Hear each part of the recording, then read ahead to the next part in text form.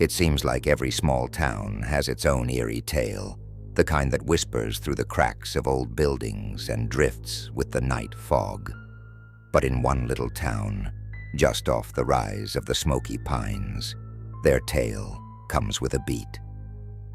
Not the kind you'd dance to. No, this beat is hollow and chilling. It thumps in your chest and echoes in your nightmares. They call it the Silent March of Midnight Drummers. Welcome to the Nightside Archive, where chilling tales refuse to die. Tonight, we delve into a story that dances on the edge of reason. What you're about to hear lies somewhere between folklore and the bizarre occurrences no one dares explain. The story starts, as many do, with someone new in town. Alex Carter and his dog, Scout, had moved in to escape the chaos of city life. Their house was quaint, sitting on the outskirts of town, with a generous view of the forest that swept behind it. At first glance, the area was perfect, a picturesque little pocket untouched by time. But like all places kissed by the uncanny, purity here came at a price. Alex first heard the sound on an unseasonably warm October night. At precisely midnight, a faint, rhythmic pounding drifted through his open window. At first, he thought it might be a woodpecker or some late-night work being done. But Scout's reaction told Alex this was something else entirely. The dog stood stock still, ears pricked, and a low growl crawling up from its throat. Every hair on its body bristled. The sound continued. It was deliberate. One beat, then another. A steady drumming that grew louder, closer, though no steps seemed to accompany it. Alex, hesitating, walked to his window and peered into the night. Shadows that the moon didn't quite reach played tricks on his eyes. He told himself it was nothing, that maybe it was the house settling, or an old tree swaying against the breeze. But Scout's unease made it impossible to forget. The next day, Alex mentioned the incident to a neighbor, an elderly woman named Mrs. Gregory, who had lived there her whole life. Her face paled instantly. "You heard them," she murmured, fingers trembling as she stirred her tea. "The drummers."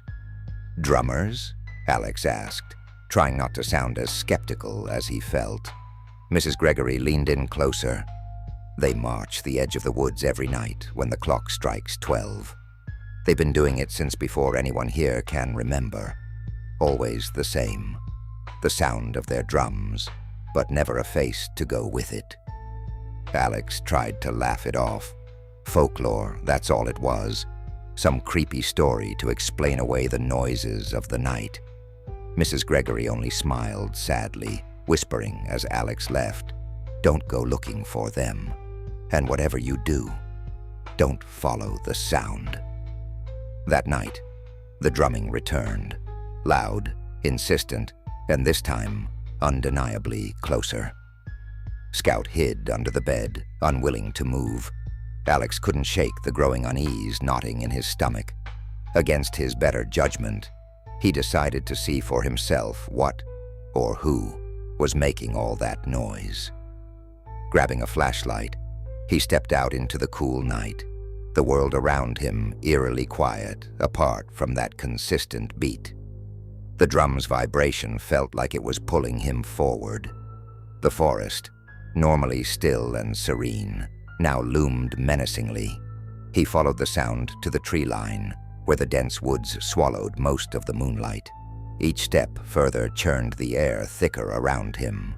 The drumming grew louder, faster, yet still there was no visible source.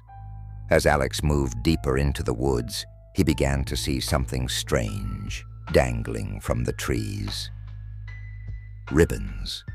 Hundreds of worn, tattered ribbons, gray with age, all tied tightly to the branches overhead. Some were knotted neatly, others torn as though they'd been left by trembling hands. He reached a small clearing draped in shadow, and that's when it hit him. This wasn't an empty space. It was a ring of strange, swaying figures. They were barely visible in the gloom, neither fully solid nor fully transparent, garbed in tattered uniforms resembling soldiers from centuries past. They moved in loose unison, their drums strapped firmly to their waists. Their faces, though, were wrong. Featureless, blank, yet somehow radiating a hushed menace.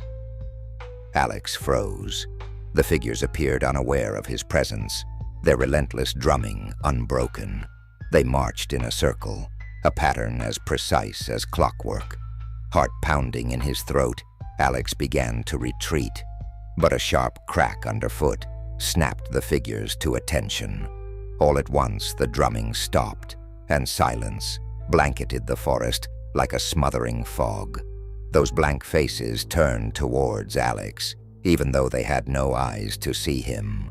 The air pressure dropped, and Scout, who had finally caught up to him, barked wildly, tail tucked between its legs. Trembling, Alex stumbled backward. One figure stepped forward, its movements mechanical, as though mimicking a memory of life. It raised a hand, pointing somewhere over Alex's shoulder, and then the drumming returned, impossibly loud this time, reverberating right through Alex's bones. He broke into a sprint, Scout by his side, heart racing to the beat of the invisible pursuit behind them. The edge of the woods seemed further away than it had been, the ribbons above twisting violently in a wind that didn't touch the ground. When Alex finally stumbled back into the grass of his own yard, he collapsed, gasping, and the sound of drums vanished altogether. By morning, Alex was ready to write the whole thing off as a waking nightmare. He even considered packing up and leaving the town altogether. But as he loaded Scout into the car, he found something hanging from the rearview mirror. A ribbon, impossibly old, its ends frayed and weathered. He stared at it, frozen, as the memory of those marching figures and their featureless faces played over and over in his mind. The drumming has a rhythm you might never forget, and if you find yourself near the woods of Smoky Pines on a dark night, listen closely, because if you hear it, well, they might just be calling for you next. Thanks for joining us in the Nightside Archive. Remember, some stories stay with you far longer than you'd like. Sweet dreams, or not.